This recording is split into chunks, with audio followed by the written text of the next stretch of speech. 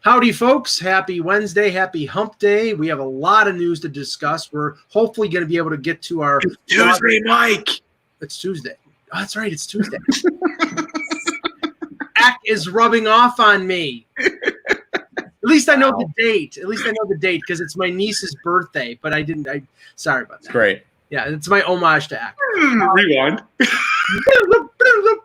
No, but anyway, Russ, start us off with the. Oh, let me just say one thing here because a picture popped up on Facebook and it made me yearn for the days that we were in Dallas because that was Bill RTing my old photo, the photo I posted after the Dallas. We were at the.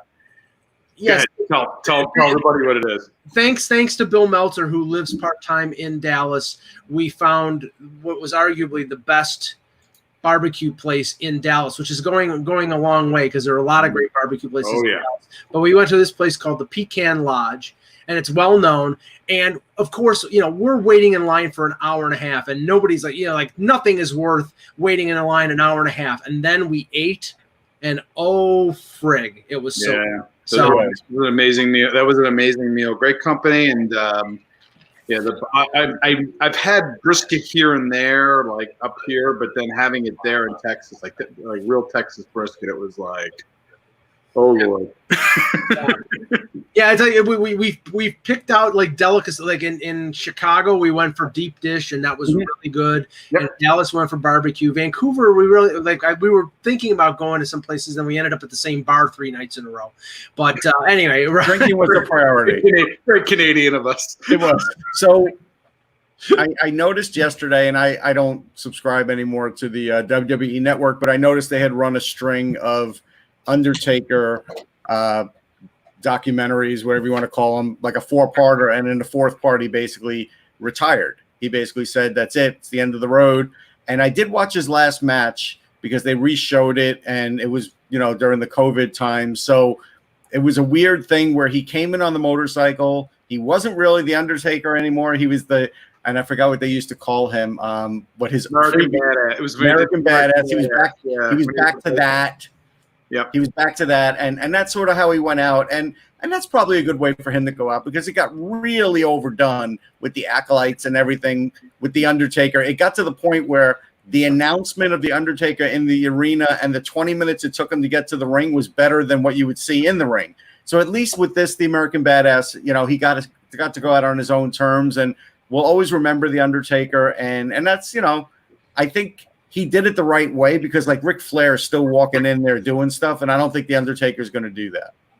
Now, what was the other name that Mick Foley had? But Cactus Jack. Oh yeah, multiple personas. Cactus Jack, Dude Love. He had the hippie one, and of course he had Mankind, which is right.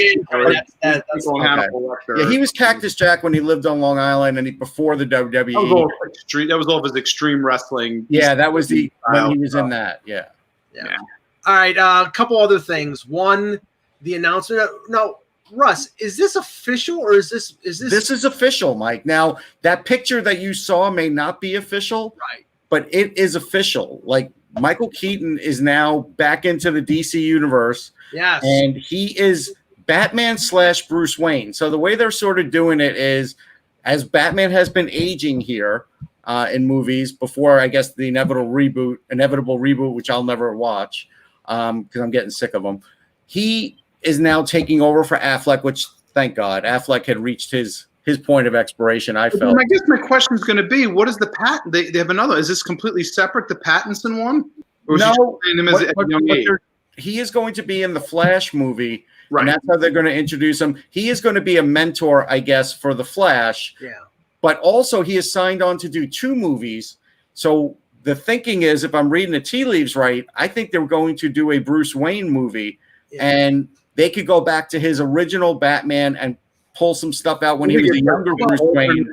Reality 19, like somehow pulling in the Batman 89 universe as part of the DC multiverse. Maybe, but if you noticed in the second movie where Affleck was Bruce Wayne, they made sure that they had him gray. Really gray in the first one, I thought. Well, it was not as much. It was even more pronounced in the second one. I think maybe that was the preparation. I wanted it to be more along the lines of the Frank Miller Batman Returns. It seems that way, and more brutal. We should pay homage that Joel Schumacher passed away, and it's not often that we're going to say something bad, like he almost ruined the Batman series with the two Batman Forever and Batman Robin, but he did. He almost ruined it. I will go against the grain here because the Clooney one was horrendous. Clooney has a head tilt, right? The worst thing you could do is have Batman with a head tilt, because when he's trying to be tough, Batman can't have a head tilt. Yeah, no, I hated Clooney up until so I hated him. That entire movie was a disaster. Alicia Silverstone is Batgirl. Oh yeah. Schwarzenegger is Mr. Freeze. Uma Thurman is Poison. It was just bad through and through. But I'll tell you, I don't think Batman Forever was bad. Val Kilmer was an okay Batman, but having Carrie and Nicole Kidman and Tommy Lee Jones, I thought that helped. That helped. I think. Yeah, Val Kilmer wasn't terrible. He's like in the middle of Batman's. Right. What's interesting is, if I'm going to be honest, I remember when Keaton was announced, and at that point we knew Keaton from Johnny Dangerously and Mr. Mom and things like that. It was hard to believe he was going to be a good Batman. So I remember saying, I got to see this because I'm not sure. And not only was it good, it was one of the few where I actually went and bought the VCR tape after so I could watch it a few more times because I felt like it was that good. Like, he was short and to the point. He wasn't like overly chatty, overly cool, overly anything, but he played it just right, I felt. Except for you want to get nuts, let's get nuts there. Yeah. Which is classic. Keaton's like, I'm going to get at least one zinger in here. Yes. And it's going to be with Nicholson. So that was sort of a Beetlejuice line more than anything. It was. It was a Beetlejuice thing. But the classic Keaton late 80s line where what Keaton did really well, and I think even Christian Bale was sort of good at it. Good again. Bale brooding, just showing him like driving in the Batman car, just brooding, not saying much, not being too chatty. That's good. That's what Batman should be. Yeah, the only complaint I've ever heard about Bale as Batman was in The Dark Knight. The people couldn't hear him, understand him. It was just as bad with Tom Hardy in as Bane. I'm like trying to hear it in the theater. And I'm like, I'm sure these lines are awesome. I know these lines are awesome. And when I watched one at home and I had the subtitles on, it was bad. I knew these lines were good. The movie was great. The movie was terrific, but those things were bad. But I'm just happy that Michael Keaton is back. I think this is going a long way. The guy who plays the Flash, Ezra, I forget his last name. Yeah, he's really good. I got to cover him at Wizard World and took in a few panels. And I got to tell you, he is full of energy, and he is excitable, and he's funny. And I think Flash sort of needs that, because the Flash on TV is really good. Don't get me wrong. I still watch it.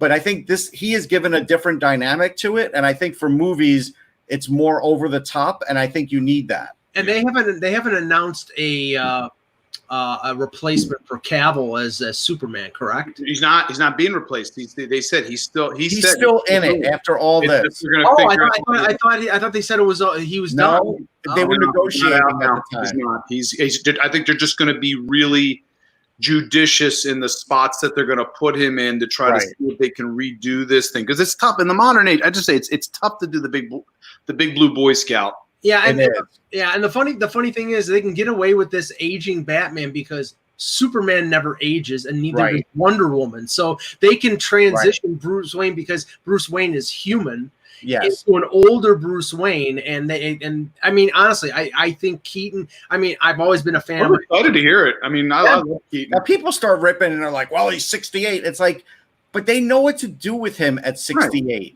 They do. Trust me. Yeah, I think and we'll get started after this. The big thing is, I think there's a lot of doubt in Zack Snyder, and that's I mean, because Zack Snyder, I mean, it was almost impossible to think that you could screw up Batman and Superman and he did it in Dawn of Justice. Don't worry, and he has. And one last thing on it, if you remember from the Batman TV series, the guy who played Alfred was probably in his 60s, and he donned the costume a couple times and apparently fooled the bad guys. So if he could do it, Keaton can do it. Yeah, but the question is now, are they going to age Jeremy Irons to like 80 years old? He's already there, man. Like, you don't have to.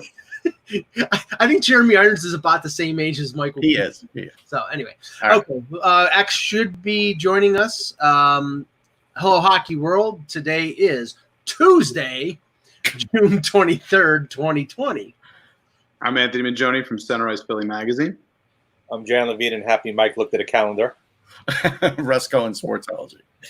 And I'm Michael Agello, and this is the HockeyBuzzcast here on HockeyBuzz.com. Wondering if we're ever going to have a baseball season, but it looks like keep wondering. Yes, but it looks like we are going to have a hockey season. At least everything is going in that direction. Well, a couple little bits of news. We'll start with the one that was sort of breaking over the last hour or two. Andy Strickland, who used to work for Hockey Buzz, and he reported that.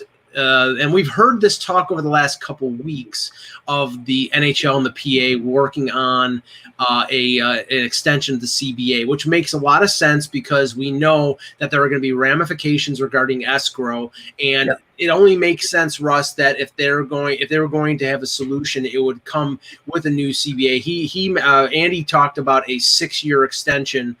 And it has to go hand in hand with a solution to escrow because they're going to have to spread these losses over a number of years. Yeah, I look at it like both of these sides are reasonable compared to what we saw, how baseball was handling it. And they basically, both sides are looking at the financial side down the road. They were already talking about financial matters, and they got the idea, hey, let's just keep talking about this because we hope that we're going to play again, but we can make headway in this area. And they did. Whereas in baseball, they just decided not to kill each other, but they still have in 2 years a CBA fight ahead of them. So this is really good progress. This is probably the best progress we've seen in the last 15 years with both sides.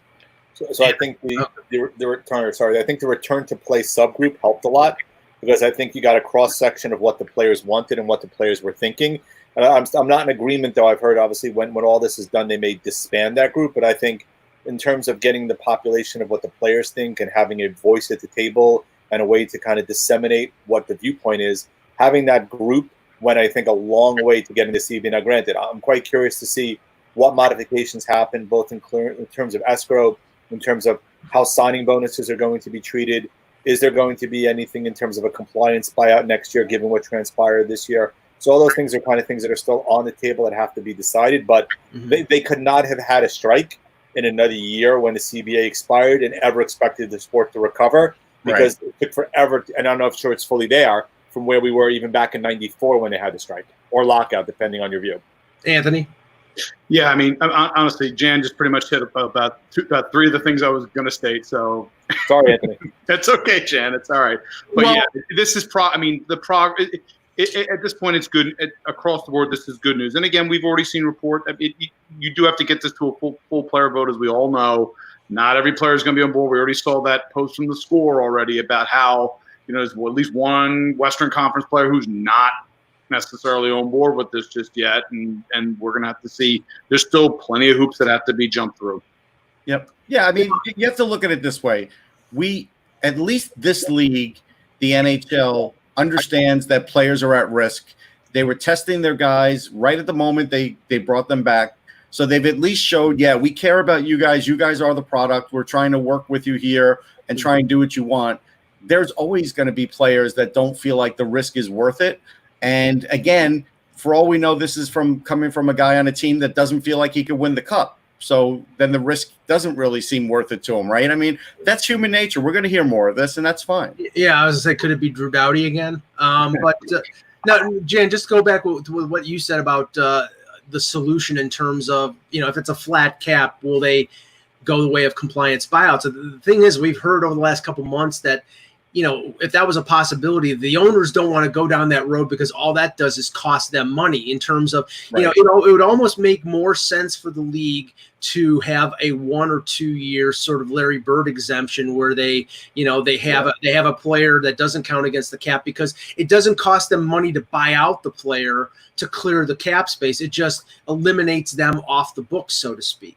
Well, the other thing you can potentially do, so the Bird exemption is an interesting idea. It's been talked about a lot. I just think in terms of, look, Bettman was in the NBA. Clearly he understands kind of how it works, but incorporating that is not as easy as it would seem to be from a league that's never done it before. And to try to do it now with everything else going on. The other alternative that's come up and I've broached a couple times is rather than having a compliance buyout, have the ability to wipe off a existing buyout from your books from the cap perspective and just be able to pay the money but not necessarily have it count against the cap. Now, granted, that doesn't benefit every team because not every team doesn't have a buyout, but that is another solution if you don't want to necessarily go the buyout route in terms of waiving somebody now and not having it count on the cap. If you can take a piece of the cap already there and just wipe it off your books based upon paying the money out without having the cap hit. That's money that you're already paying, so why not just get an exemption? Yeah, exactly. That makes sense. Okay. Mike, one more piece of news that I just saw, I just came across about a half hour ago. Dallas and Pittsburgh, I think, officially got informed last night that they are no longer in the mix to be hub cities. So not a big surprise given the conversations we've had, but you can see that list getting slowly whittled down to kind of get to the last couple. Well, right now, was official. Pittsburgh was official. Dallas, that came from John Shannon. Yeah. Columbus wasn't yet official yet. I know, but based on what's happening there, I think we could eliminate. Yeah, I believe we can make assumptions, but in terms of official scratch off right now, Pittsburgh right now. Pittsburgh, I guess, is just too boring. I can't say it's not. So And Columbus came from, I think it was Brian Hedger or the Dispatch. So right now we're down to 6. The 3 Canadian teams: Vegas, LA, and Chicago. And let's talk about this. LA surprises me. Why not Newfoundland? Wait a second. No, I'm not hoeing. Well, I'm leading to ask you a question. I think LA and Chicago are a joke. I think there's no way they go to either one of those two. So why the hell are they in the running?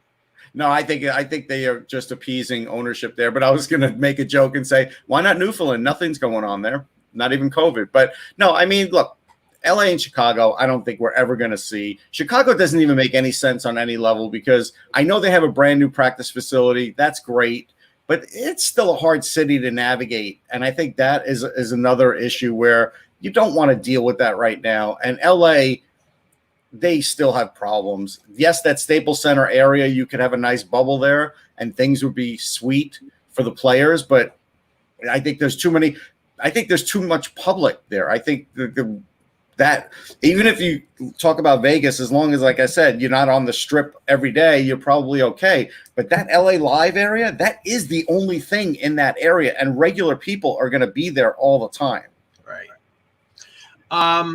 Okay, so the other thing that was reported yesterday by Chris Johnston of Sportsnet was that Phase 2 is moving to like almost Phase 2.5. Apparently, starting today and even like further in the week, that the groups are going to be increased. The size will be increased from 6 to 12 players. Now, I was on a conference call earlier with Jason Spezza of the Leafs, and he indicated that they hadn't moved up to that higher number yet, but they would probably happen by the end of the week.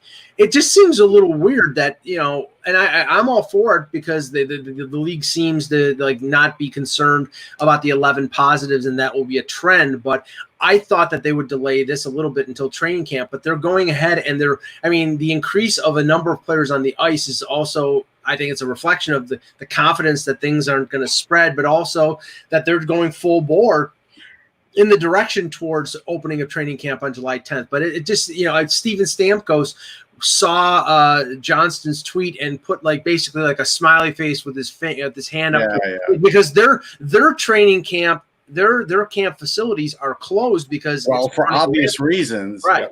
But I think the issue with this is I don't think it's because they have the confidence that nothing's going to happen. This is a petri dish test, and they want to see what is going to happen. Right. That's why I think they did this, and in 2 weeks we'll know. Anthony, do you think this is a smart thing for the league to do, or just like Russ said, this is an experimentation, and that's what I lean more towards what Russ says. This is a little bit of an experimentation, a little bit of a kind of seeing where things are at, pushing things along in what I would say I think that they're being relatively cautious right here. Remember, part of it is still people coming. I mean, for the Rangers, for example, I think Alexander Georgiev and Capo are coming over. I think Friday, Pavel Buchnevich is on his way back. So not everybody can be in camp anyway because you're going to have to self-quarantine to a certain extent when people are coming over, right? So it all depends on who's located locally and or regionally that can maybe get there as opposed to coming in either from Canada or overseas. So expanding from 6 to 12, you're going to start and you'll probably have another expansion shortly thereafter. in about another week or so, and then you're going to go full bore. July 10th is about 2 weeks away into the full-blown camp. So it's not surprising they had an uptick in terms of the number on the ice. Yeah, and I saw a note on Reddit that apparently a lot of the Finnish players, Leo Komarov and a couple other Finns, arranged a special flight, a charter and brought over a number of Finnish players rather than have them fly the regular airline. So they, in that instance, they're not guaranteeing themselves, because you never know. But it's actually a smart move, because then you're not intermingling with people that could be positive. So I think that was a good idea. You said this a while ago, it might be the case, right? We had talked about going either to central locations and flying together, or in this case, chartering a flight. And if you get 30, 40 people together, right, it makes a lot more sense than flying a regular airlines, as you said, Mike, because you're limiting your exposure to people that way as well. Right. Yeah, I do want to also address the constant naysayers online who just were like, well, let's just push this along to 2021 and not have this season and everything else. The reason they're going through this is because there's no guarantee things are better in 2020, 21. And if you figured out a way to deal with it, then you could have the end of this season and the next season. If you wait, you may end up having no end of this season and no next season either. That's why. These people do not understand the concept that this would be a financial disaster for the league if they don't finish these playoffs. They don't realize that. They don't care. I mean, I get it, and see that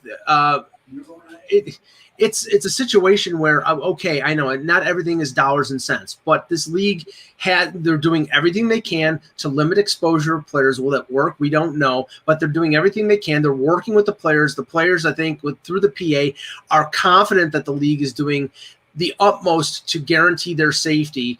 But because they're partners in this, and Anthony, they know that if they don't get this done, they are screwed.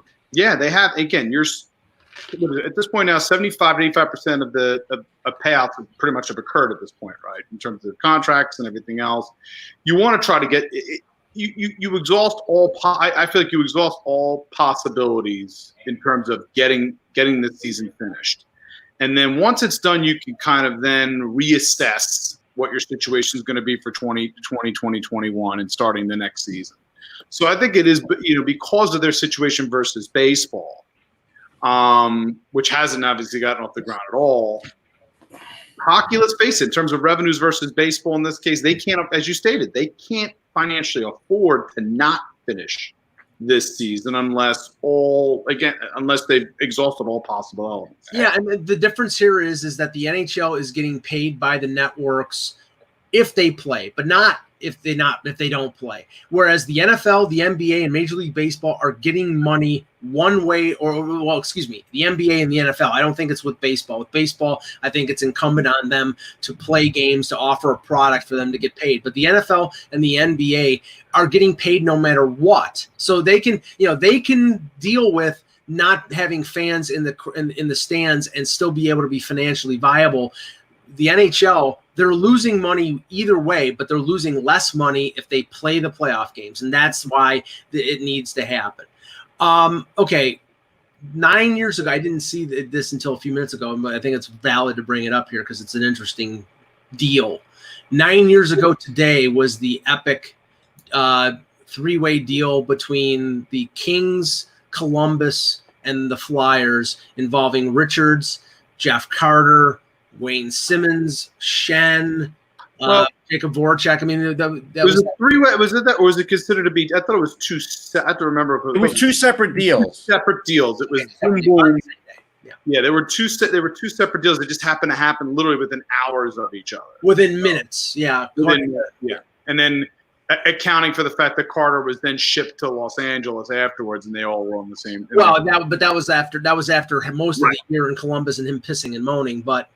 I mean, let's just for a few minutes. The ramifications of that deal, even going towards today, looking at the current construct of the Flyers. I mean, Couturier. We talked yesterday about him being a leading candidate for the Selke, and he was the draft pick in that deal. Mm-hmm. Yeah. That was. I mean, it was.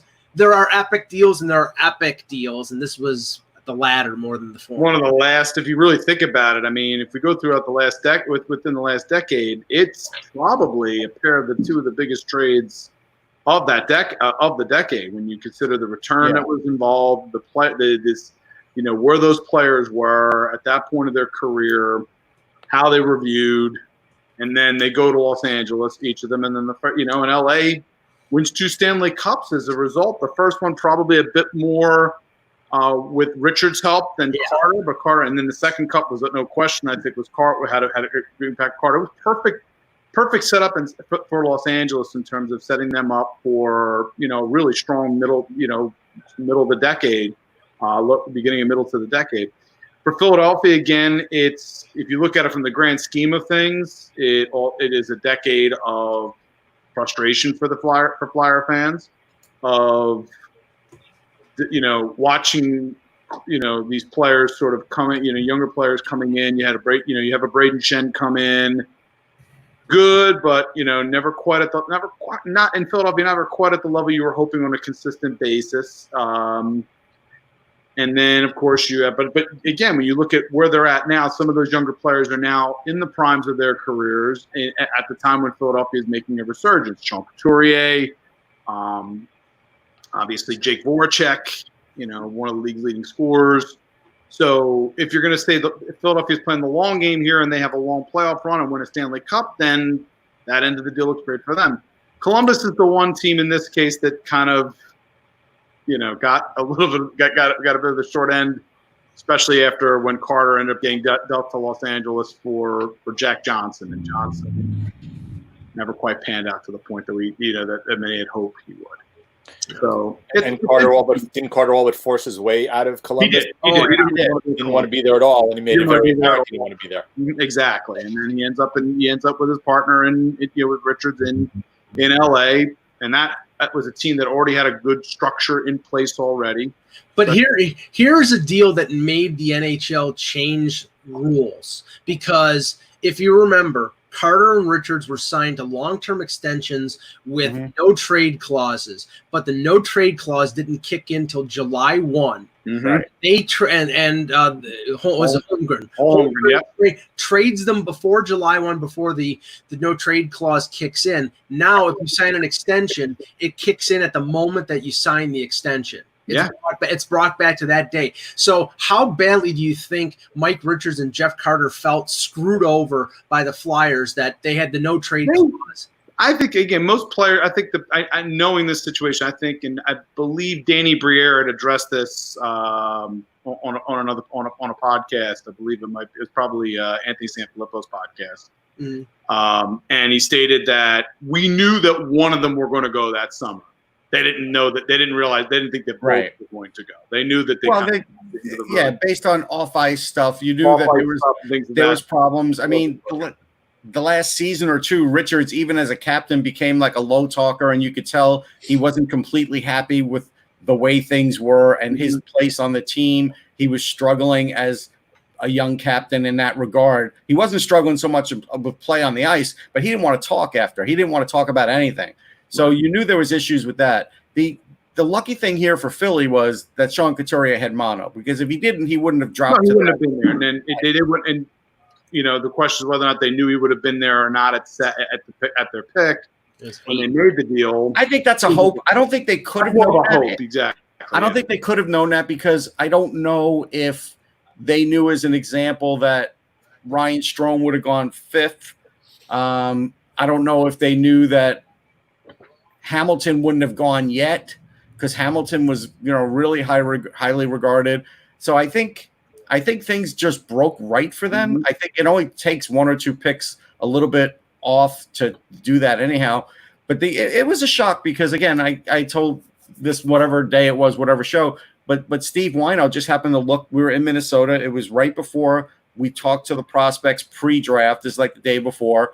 And they're all out in the auditorium, and Steve goes, "Oh, look at this Flyers trade." And I'm like, "Damn!" So anybody we're talking to down there now could be a Flyer tomorrow. And I think the Flyers, at the time, I think Philadelphia also felt comfortable enough making the leadership deal, because at the time they put their chips in with Chris Pronger, right? And they were confident that Pronger was going to kind of rule over that locker room. and things, that's really when you get down. But it changed the way we covered that day, and because we weren't thinking about Philly at all that day, and then all of a sudden we were thinking, who are they after with these like 7-8 guys on the floor? They probably had a whole board of guys there. Those they hope for, those we'll see what we get, and I'm sure there was a lot of possibilities there. I think like you brought up Brodeen. I think he's probably a guy that was on their board. I'm thinking Hamilton was on their board. Mm-hmm.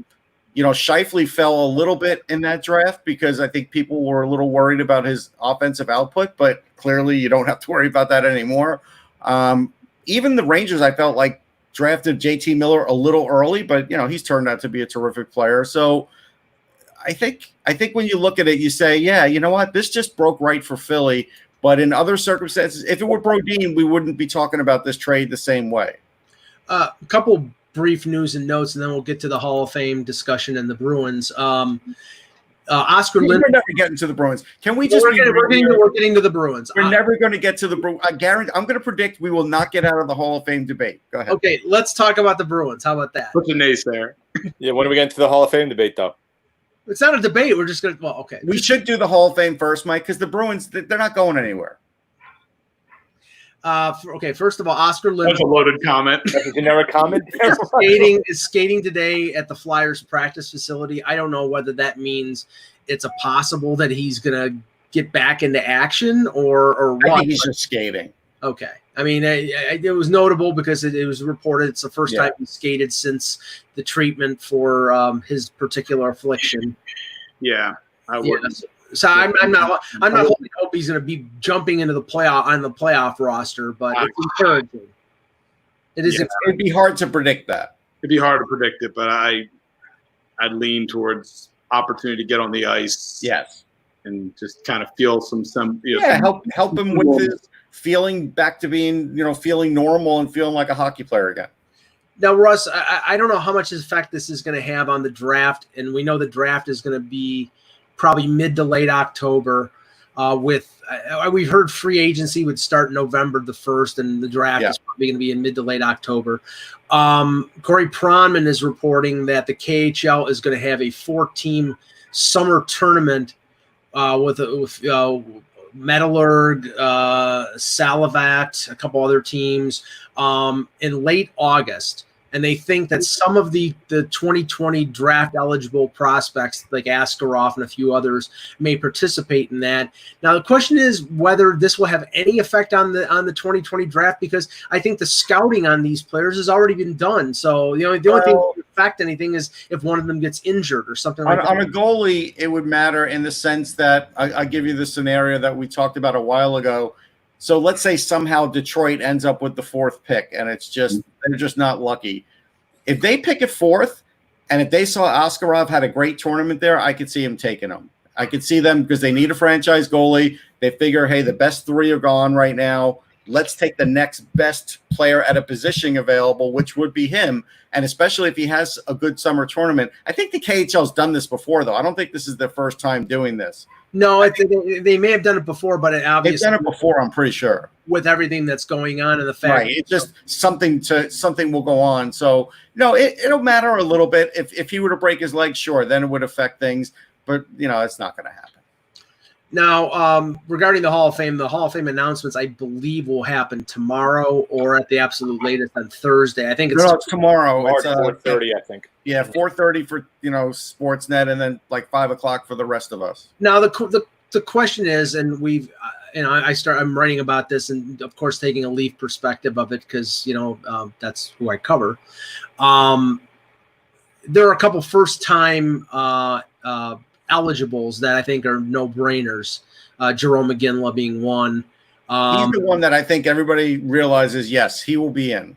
Now, Marian Hossa is also being discussed as a no-brainer of obviously 3 times. I don't know if he's a no-brainer. I think I would. Yeah, Mike, continue. Sorry. No, I was going to say 3-time Stanley Cup winner, but, before that had some, he had trouble winning with Detroit. He had trouble winning the Cup with Pittsburgh. Right. He had many opportunities with Ottawa, but he got past that with Chicago and got his cups and had a great career. And he's a dangerous player, though. Again, it's worth. I think he's worthy of discussion, but I think in the end he'll get. But in terms of awards, he's only got one second-team All-Pro to his record, which could be a detriment. But yeah, he made the Cup 3 straight years on 3 different teams. But it's not because but that is not necessarily a positive in the sense that No, I agree. Yeah, no, but he was a contributing factor. But he was a factor in those teams making it to 3. He was different accounting for. He was a driving force. You watched him on any of those teams. He was an absolute forechecking nightmare for teams to deal with. When the puck was on his stick, he was as close to Yager-esque as you could get sometimes when he was in his end. What's the max number that can get in at once? Is there a max number? It's 4. 4. That's what I thought. Yeah, I mean, at that point, those 3 years when he went to 3 Cup finals, he was a mercenary because he was Atlanta. He was with Atlanta. He got traded to Pittsburgh. He went to Game 7 for Pittsburgh. They lost. Then he went to Detroit, lost in Game 7. Then went to Chicago and won his first Stanley Cup, first of 3 cups with the Blackhawks. And then he stayed with the Blackhawks until his retirement. Although Russ doesn't think he's retired, he thinks he's coming back. I do think he's coming back, but whatever. That doesn't mean he can't get voted in now. I just think he doesn't have an identity. When we talk about some of these other players, they all have an identity. I don't know if Marian Hossa really has an identity. To me, his identity was, again, based on how he played. And I'm not going to say, obviously, Yager, but there were elements of his game that were Yager-esque to me. Wow. But I think he was a better two-way player than Yager. He was a better defensive player. Yeah. Oh, that's the caveat here in that circumstance is that with each of those teams, which employed pretty strong 200-foot games, I thought he was quintessential, strong on the back check. Yeah.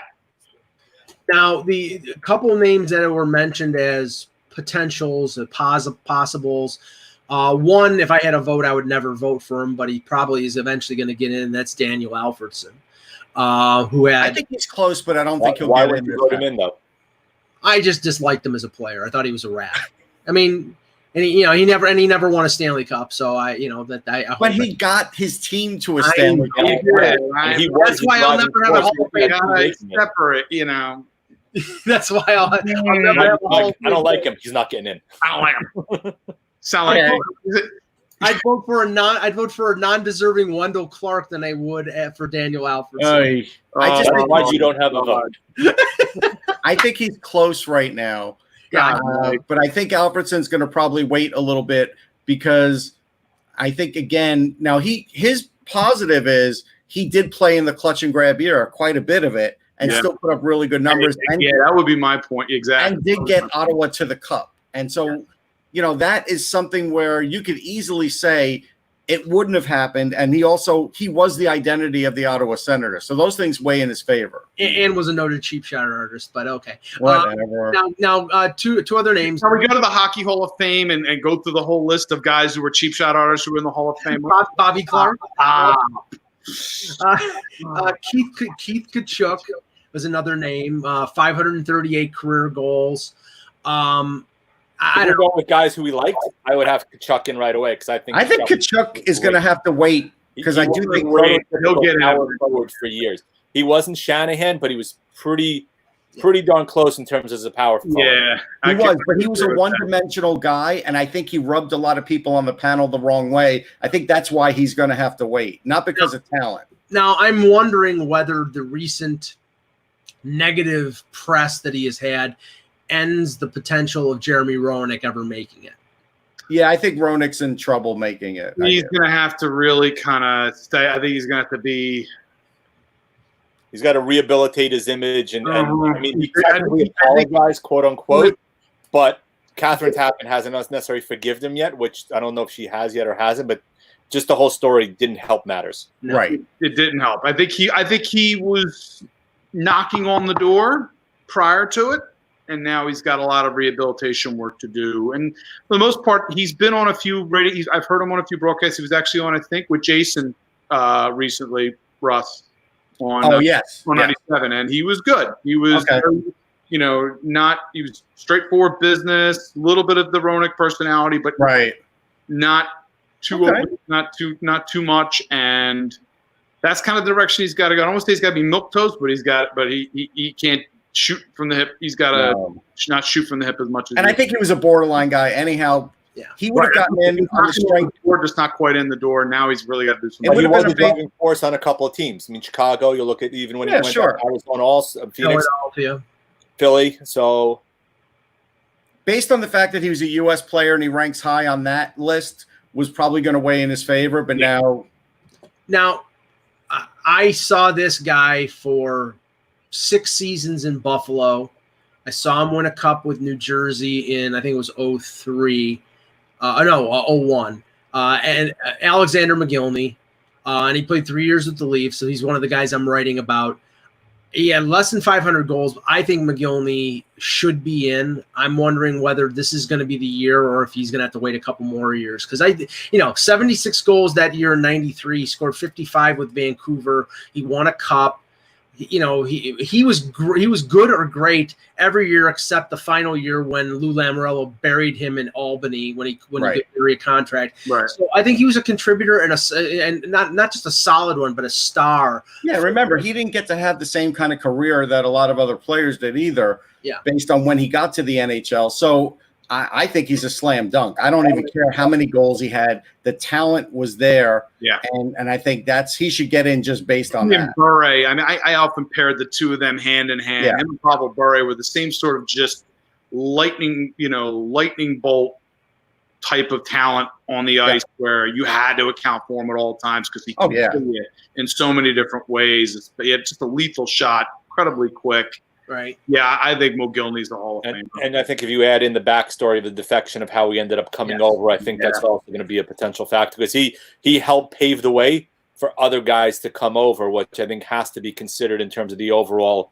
body of work. Now, I'm a softie when it comes to goaltenders, so let's go down that road because there are a number of 2 Stanley. Well, hold on, you're leaving out a lot of forwards. Are we going to ever get? I just want to. Boston wants to make sure that we don't get to Boston today, so you could say I told. No. I'm saying let's finish the forwards because we know that there's a ton more you could go through. I was going to lump the Hall of Fame rarely votes in goalies. I was going to lump all the goaltenders into one question so we could get by them and get back to the forward. Okay, Mike, it's your show. Go ahead. Thank you. Because Mike Vernon, Tom Barrasso, who's the other one? Osgood. Chris Osgood. Thank you very much. They're.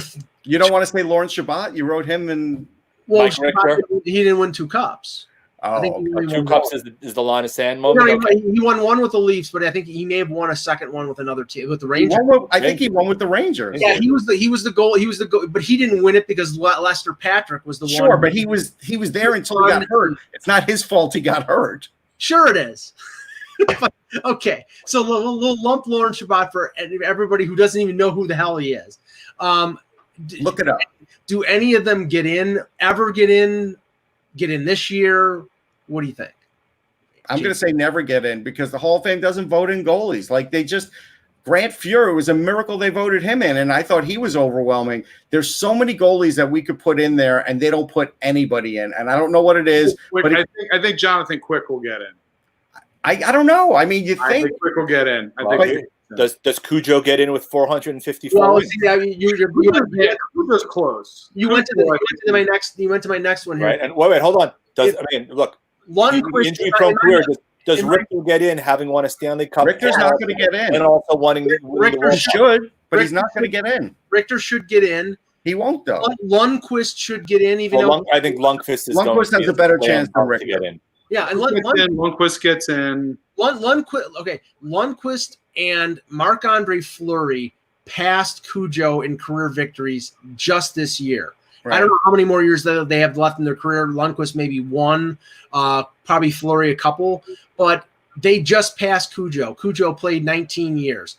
The main thing against him is he didn't win a cup, but he had playoff success. I mean, it wasn't his fault that the teams in front of him were flawed. I mean, like Edmonton, the one year he single-handedly got them past Dallas. I remember that series against Detroit, right? It's Dallas. It was a. I remember that distinctly. He was they couldn't figure him out. Yeah, so I mean, I know he has the 3rd most career losses, but I think he had the 3rd or 4th most career games played. So I think Cujo will get in. I think Richter will get in. I think Lundqvist will get in. I just don't know. I mean, Barrasso. It's well known. Barrasso is not well liked by the media. And I don't know how long, the guy won the Calder and he won 2 cups in a row. So I think he deserves it, but I don't think he's ever going to get it. It's going to be the same kind of factor when you look at how difficult it was for Fuhr to get in. Yeah. But even more so again for Barrasso because of the fact that the team that was in front of him. I mean, those 2 Penguins teams were loaded. Right. 6 goalies since 1989 have gotten in. Well, so 6. Part of the problem is only allowing 4 in per year. Yeah. Really makes it, again, and you could argue whether or not Hall of Fame and what constitutes Hall of Fame. And Russ and I have had conversations about the Baseball Hall of Fame in terms of who gets in and who doesn't get in. But I do think that the population of names that should get in annually should be expanded somewhat because you're now creating such a backlog that it's going to be ridiculous for some of these guys to even attempt to get in. Eric Lindros in his career, I'm not going to lie to you and say to you that he to me was a slam dunk Hall of Famer. Yeah, and I spoke to I messaged somebody who works at the Hall of Fame, and apparently there's no sort of like veterans committee type of situation at the Hall of Fame anymore. So that's going to make it tough for a guy like Shabbat, who I think has a resume that is worthy of the Hall of Fame. Yeah. But there's no criteria that we know of that we ever get to see either, and that's the problem. I think they just talk about guys and they get in. Like here's an example, right? If you go with Billy Smith, Grant Fuhr, Patrick Waugh, Ed Belfour, Dominic Hasek, Rogie Vachon. Like, Rogie Vachon doesn't belong in that group. He's really great. I watched him. I thought he was a terrific goalie. He didn't have much in front of him, but clearly some guys on the panel liked him, so Rogie gets in. Probably Montreal days. Yeah, the Montreal factor, right. Right. But the problem is the same. You can almost argue the same thing about the NFL Hall of Fame. What is the criteria specifically to get into the NFL? But they let in 20 guys a year, so. Right, so And Rogie won 2 Stanley Cups with the Canadiens in '68 and '69, but that wasn't his prime. His prime was with the Kings. Right. So, yeah. Okay. Defenseman. I've heard Kevin Lowe's name be mentioned, but Kevin Lowe is, not a scoring defenseman. So that's. I'm biased as a guy who was an Oiler fan and watched Lowe a lot, and also watched him in '94 at the end of his career. He was and you look at those teams, he was a pretty damn good defensive defenseman on a team that basically defense was an afterthought at best. Sure, but Ken Morrow's not in. If Ken Morrow's not in, you're not Morrow getting. Didn't have as long of a career as Lowe did, and didn't win as many cups either. And he also won. He also won a gold medal in the '80 Olympics, and Ken Morrow's got a hell of a resume. Trust me. I personally think I like Morrow. I personally think Lowe's better than Morrow. Personal view. I don't know about that. Between the two of them, it's a toss-up. I hate to be on the fence, but it's the truth in that case. And I mentioned this the last time this came around last year. If you look at his career, if you take the comparative in terms of like a guy like Kirby Puckett in Major League Baseball who had a shortened career because of injury, I think you can make a case for Tim Kerr.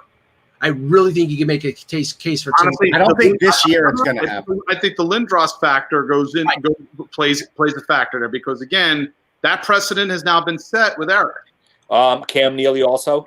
Pavel Bure also had his career cut short because of injury. Yeah, you have this, but I mean, if we're going with like really recent precedent in this circumstance, right?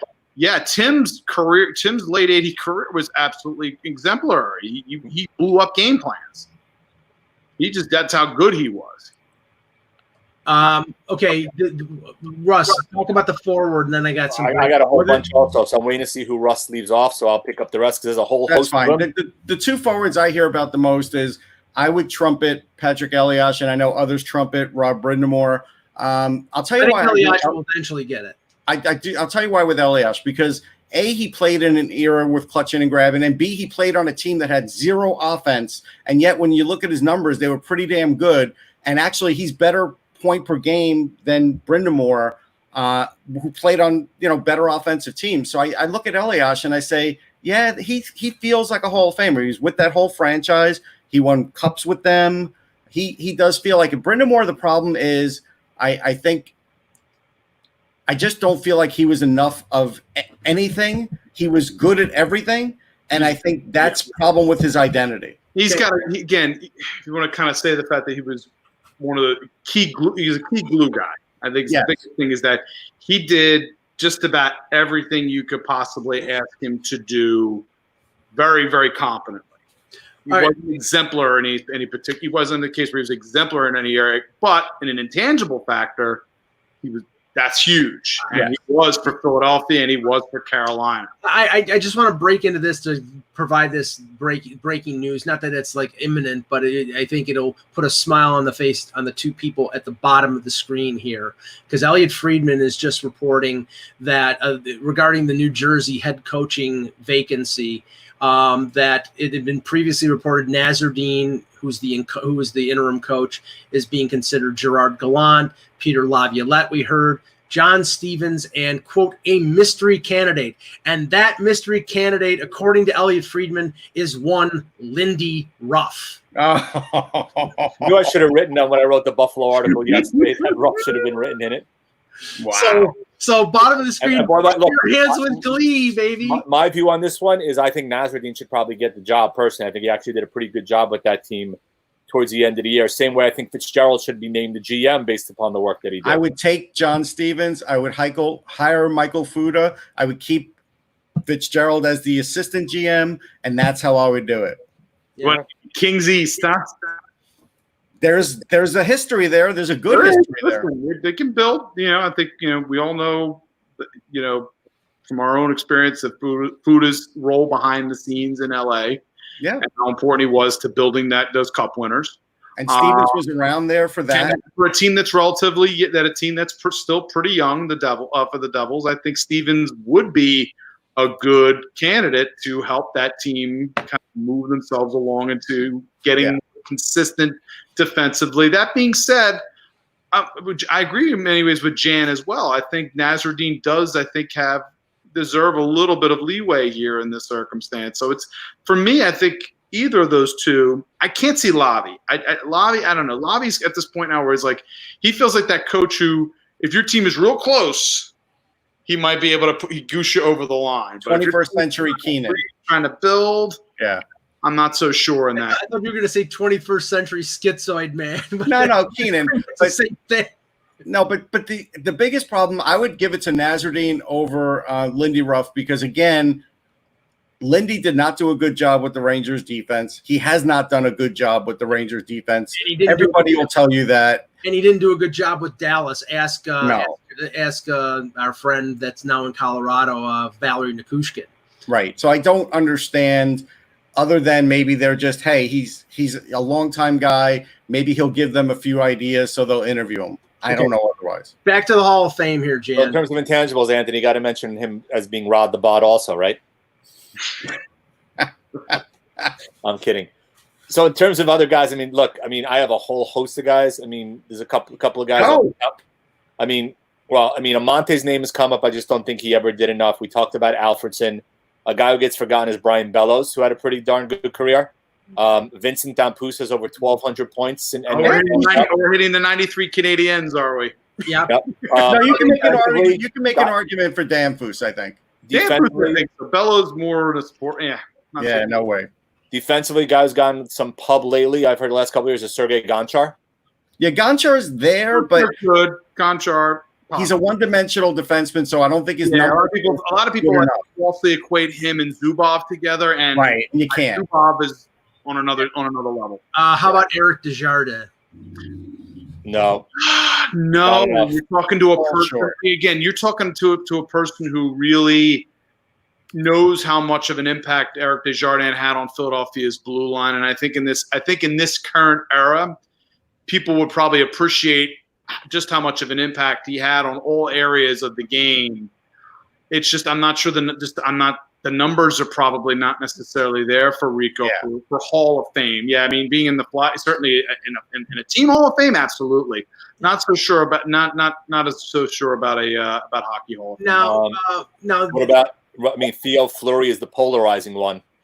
I think he comes close. I just don't think Theo, again, I think there's probably people on the panel that don't like him. I think we could start there. Right. And I don't think that's fair, but I think that's just the reality. I think Theo Fleury his last 3 or 4 years got him off that pace. He was on that pace and he got off that pace and he had problems, we know, but right around the time he was with Colorado, I think he was on that pace and things kind of fell. Still a point per game, Canada Cup, Stanley Cup, and then gold medal. I don't think they're ready for Theo Fleury. Here's a guy that I was surprised. Point per game in an era where it was easier to get a point per game, though. Yeah, I know. Here's a guy that I was surprised wasn't in the Hall of Fame, and that's Steve Larmer. Yep.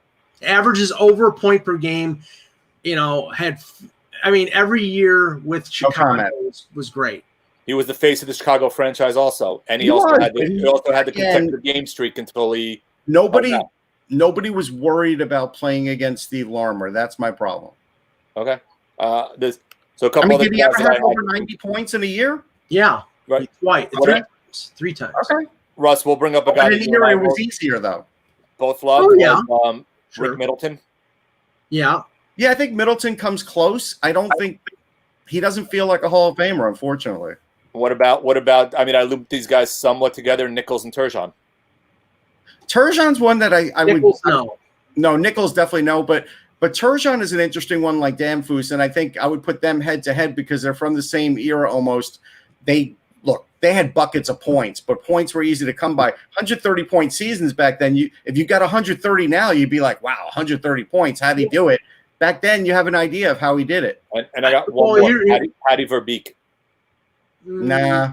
Too much of a compiler. Anthony, this one, if you look at, and I think the vote against this guy is that he did not have a big year after his center got hurt, and that's John LeClair. John LeClair, 5 years, was 40 to 50 goals with Lindros, and as soon as Lindros had the concussion issues, he dropped off the planet. And if he had that's also injuries as well to John. Yeah, he had back issues. We got to go back and check. He had some injuries as well, yeah. John. So it was a little bit tough there towards the end for sure. It was also the usage of the player too, how much the Flyers, use that line against the opponent. Everybody. But I think it does make it difficult. U.S. Hockey Hall of Fame. I don't think anybody's will ever argue that with John. Hockey Hall of Fame, it becomes a much tougher argument.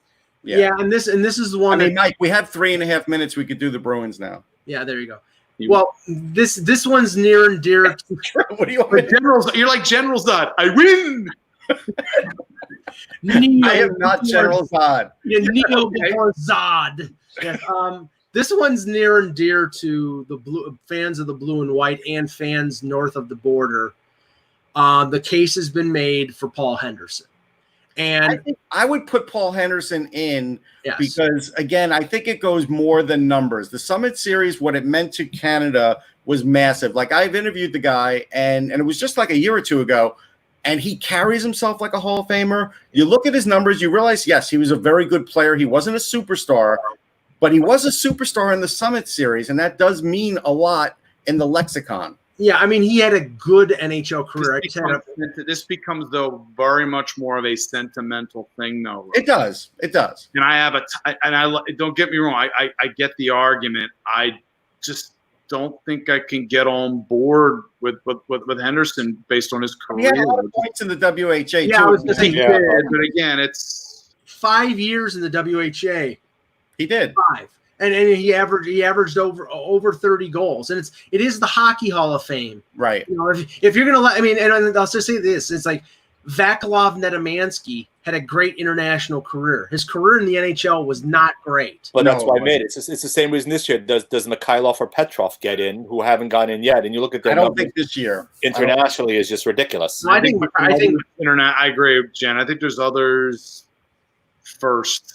I think Mikhailov should get in. I think I know Fedosov and Tretiak. Is Kazatonov in? No, I don't think so. I think he should be.